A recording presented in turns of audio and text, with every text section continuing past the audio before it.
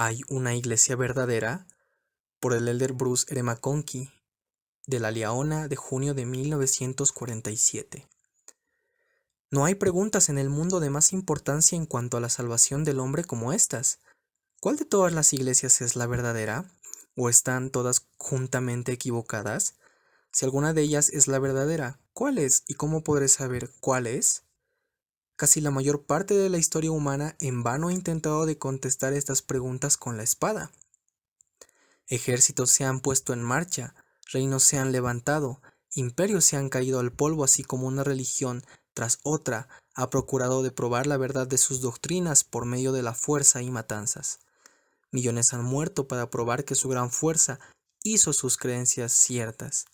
Hoy nosotros reclamamos vivir en una época de racionalidad, una época en la cual nos podremos sentar en concilio, exentos de pasiones, y llegar a conclusiones tranquilas y científicas en cuanto a la verdad de muchas cosas. Esta es una era en la cual los hombres se jactan en aceptar cualquier verdad que se pueda demostrar y probar, en medio de centenares de reclamaciones en conflicto. ¿Podré aprender la verdad acerca de la religión? Básica a cualquier búsqueda permanece el hecho de que la verdad es eterna. Aquella porción de verdad que cualquier grupo de hombres hubiera ganado por investigación o por revelación varía, pero las realidades eternas en sí mismas son siempre las mismas. Lo que fue la verdad hace 2000 años es la verdad el día de hoy. Toda verdad está en perfecta armonía con la verdad. No existe allí el más mínimo conflicto. Donde las opiniones diferencian la verdad, ha sido debilitada por el error. El simple hecho de que hay en el mundo centenares de iglesias cristianas y no cristianas igualmente, que enseñan y sostienen doctrinas en extremo opuestas de unas con otras, es prueba de que todas esas iglesias no tienen la verdad. Todas las iglesias no pueden, por lo tanto, ser verdaderas, porque todas las iglesias se diferencian en creencias, doctrinas y prácticas. ¿Cristo está dividido? Estos hechos simples están abundantemente atestiguados por los escritos de hombres inspirados. A los Corintios Pablo dijo: Os ruego pues, hermanos, por el nombre de nuestro Señor Jesucristo, que habláis todos una misma cosa, y que no haya entre vosotros disensiones, antes seáis perfectamente unidos en una misma mente y un mismo parecer.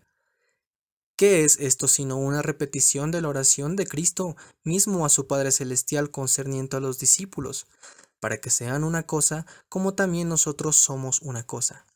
Entonces Pablo añade, después de decir que ha oído que hay contenciones entre los santos: cada uno de vosotros dice: yo soy de Pablo, y yo de Apolos, y yo de Cefas, y yo de Cristo.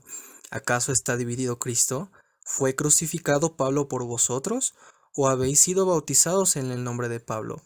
Si Pablo habló la verdad, y si divisiones han ocurrido en las iglesias cristianas de tal manera que ya no hablan todos una misma cosa, y que no están perfectamente unidos en una misma mente y parecer, ¿pueden todas ellas justamente reclamar de estar completamente edificadas en un cimiento de verdad eterna?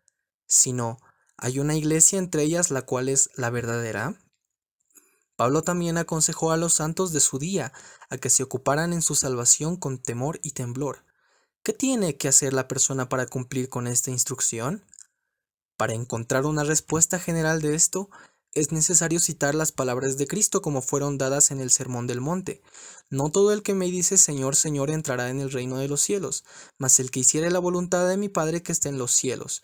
Muchos me dirán en aquel día: Señor, Señor, ¿no profetizamos en tu nombre, y en tu nombre lanzamos demonios, y en tu nombre hicimos muchos milagros?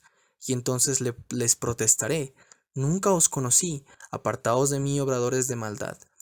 De estas escrituras está claro, primero, que para que un hombre pueda labrar su propia salvación en el remo de Dios, necesita hacer la voluntad del Padre. Y segundo, que no es suficiente al hacer muchas obras maravillosas, solamente que esas obras sean verdaderamente las cosas que el Señor quiere que se hagan. ¿En dónde entonces podemos encontrar la voluntad del Padre, las leyes y ordenanzas por obediencia, por la cual la salvación se pueda ganar? Seguramente que sí están en el mundo hoy en nuestro día. Tendrán que encontrarse en la iglesia verdadera. Si no hay iglesia verdadera, no podremos encontrar en su perfección estos cimientos sobre las cuales la salvación está predicha. Entonces, como Pablo dice también, Hay un Señor, una fe y un bautismo. ¿Dónde se encuentran tales cosas? ¿Y cómo se pueden reconocer la verdad entre las muchas contiendas de bautismos, fes y conceptos de Dios? Al buscar la respuesta de esto, hay una premisa sobre la cual todos los cristianos convienen, es decir, que el Nuevo Testamento es el documento constitucional del cristianismo y que en sí nosotros podemos encontrar el único registro inspirado y autorizado de la Iglesia de Jesucristo en el meridiano del tiempo. Este documento bosqueja brevemente las características, atributos y requisitos puestos en el mundo por Cristo. En nuestra búsqueda de la verdad eterna podemos acudir al modelo del Nuevo Testamento para asegurar e indagar la naturaleza de la Iglesia y los principios de salvación que Cristo dio en los días de su ministerio personal, y entonces ver si hay en el mundo hoy una Iglesia que tenga todas y las mismas características y principios. Si hay solamente una Iglesia en el mundo hoy, la cual cumple en cada particular al modelo del Nuevo Testamento, entonces tendremos que llegar a la conclusión que tal organización es la única que tiene un derecho válido de ser la Iglesia verdadera que fue establecido por Cristo.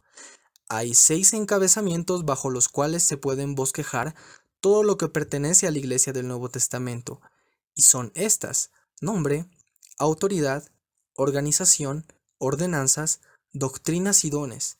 Nuestra investigación consiste en indagar la naturaleza de estos 6 títulos en la Iglesia primitiva, y entonces determinar si hay en el mundo alguna iglesia hoy que conforme al mismo modelo.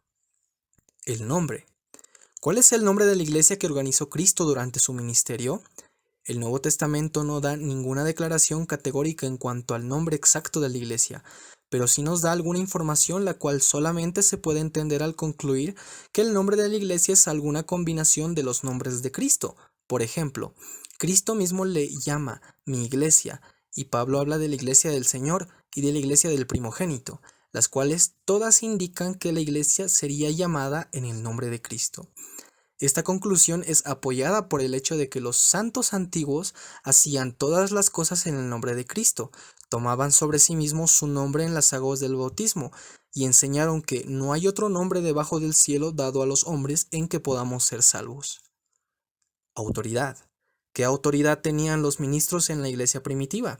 Ellos fueron ordenados al sacerdocio y fueron enseñados que todos los predicadores de justicia tenían que ser llamados de Dios como Aarón.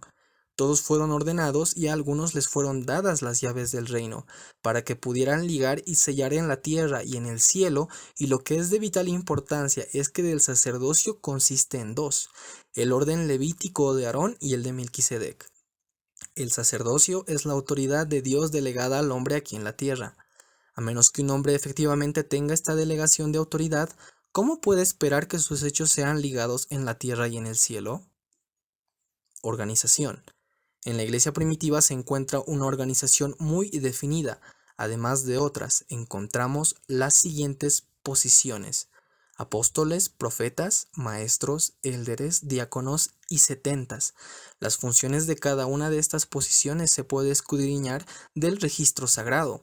Que el grupo de los 12 apóstoles iba a continuar como la piedra angular en la organización de la iglesia es evidente del hecho de que la vacación causada por el suicidio de Judas fue ocupado con el posicionamiento de Matías y el nombramiento subsiguiente de tales hombres como Pablo y Bernabé al apostolado. En verdad está claramente establecido que estos oficiales y también los otros fueron designados para permanecer en la iglesia hasta que los reinos del mundo llegaran a ser reinos de nuestro Dios y de su Hijo Jesucristo. Pablo explicó esto diciendo que Cristo mismo dio ciertamente apóstoles y otros profetas y otros evangelistas y otros pastores y doctores para perfección de los santos, para la obra del ministerio, para edificación del cuerpo de Cristo, hasta que todos lleguemos a la unidad de la fe y del conocimiento del Hijo de Dios, a un varón perfecto, a la medida de la edad de la plenitud de Cristo. Ordenanzas. Que hubo definidas ordenanzas en la iglesia que Cristo estableció es un hecho del cual no discutiremos. Entre estas había el rito del bautismo, el cual es claro que fue practicado por inmersión en agua, una ordenanza de la imposición de las manos para comunicar el don del Espíritu Santo, un bautismo para los muertos, otra de ungir a los enfermos con aceite para levantarlos de la cama, etc. Una explicación característica acerca de una de las varias ordenanzas conocidas en el Nuevo Testamento se encuentra en esta declaración de Pablo acerca del bautismo para los muertos. De otro modo, ¿qué harán los que se bautizan por los muertos, si en ninguna manera los muertos resucitan? ¿Por qué se bautizan por los muertos? Doctrinas. Las aserciones, credos y dogmas de todas las iglesias intentan encontrar apoyo en las doctrinas registradas en el Nuevo Testamento.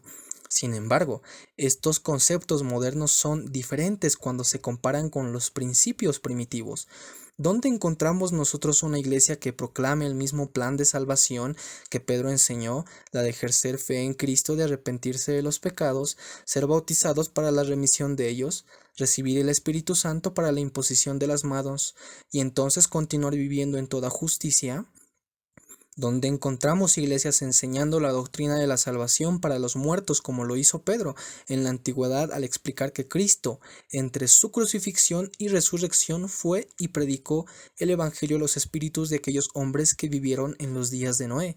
Donde encontramos un pueblo que tiene una esperanza en el futuro y en la congregación literal de Israel, tal como los discípulos en la antigüedad, cuando preguntaron al tiempo de la ascensión: Señor, ¿restituirás el reino de Israel en este tiempo? ¿Dónde están aquellos que creen que el cielo se compone de 3 reinos, la gloria de las cuales Pablo comparó como la del sol, la luna y las estrellas? ¿Dónde podemos encontrar una creencia de un Dios personal en cuya imagen el hombre es creado, y de creencia de una vida preexistente en la cual todos los hombres fueron literalmente los hijos espirituales de nuestro Padre Celestial, etcétera? Dones. Dones del Espíritu, tal como revelaciones, visiones, sanidades, profecías y lenguas, y otros más fueron disfrutados por los santos de la antigüedad. En verdad, Cristo anunció esto como una ley inalterable, que estas señales seguirían a los que creyeren.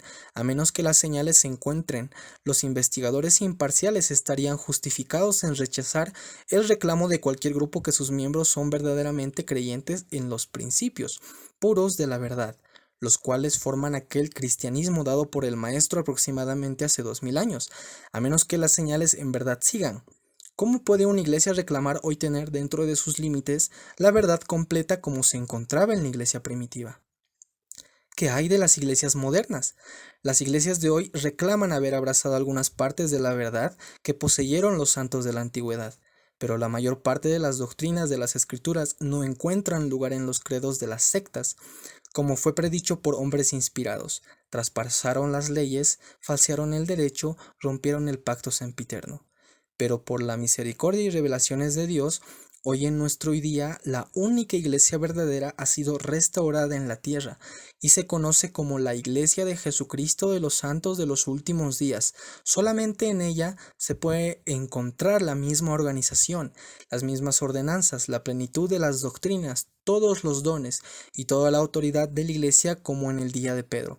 Por lo tanto, si cualquier hombre desea la misma tranquilidad y gozo en esta vida y la misma recompensa eterna, la cual fue la suerte de los santos de la antigüedad, él tiene que entrar a esta iglesia, la cual realmente tiene la potencia de Dios para salud a todo aquel que crea.